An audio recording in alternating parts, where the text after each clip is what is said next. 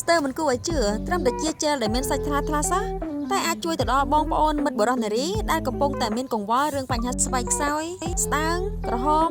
រលក្រហាយរមាស់ស្បែកមុខខ្មៅស្អាប់ងាយអាឡែកស៊ីស្ងួតគ្រើមបានយ៉ាងឆាប់រហ័សតែម្ដងអ៊ីសុំជែលផ្លាគឺជាជែលដែលមានសាច់ថ្លាដូចកញ្ចក់ជាផលិតផលរបស់កូរ៉េសុទ្ធ 100%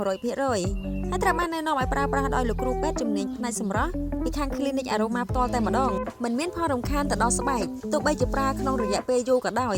ដោយសារតែក្នុងអ៊ីសុំជែលគឺអត់មានជាតិកាត់ជាតិបកជាតិស្តេរ៉ុយឬមួយក៏ជាតិគីមីណាមួយដែលអាចបង្កបញ្ហាដល់ស្បែកមុខនៅពេលដែលយើងប្រើប្រាស់ជាប្រចាំលើកម្រិតនោះទេកាន់តែប្រើស្បែកមុខរបស់យើងកាន់តែស្អាត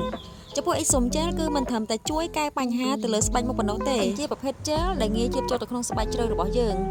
ជួយទាំងជួសជុលនិងបណ្ដុះកោសិកាថ្មីព្រមទាំងថែបំពន់ស្បែកមុខរបស់យើងក្នុងពេលតែមួយតែម្ដង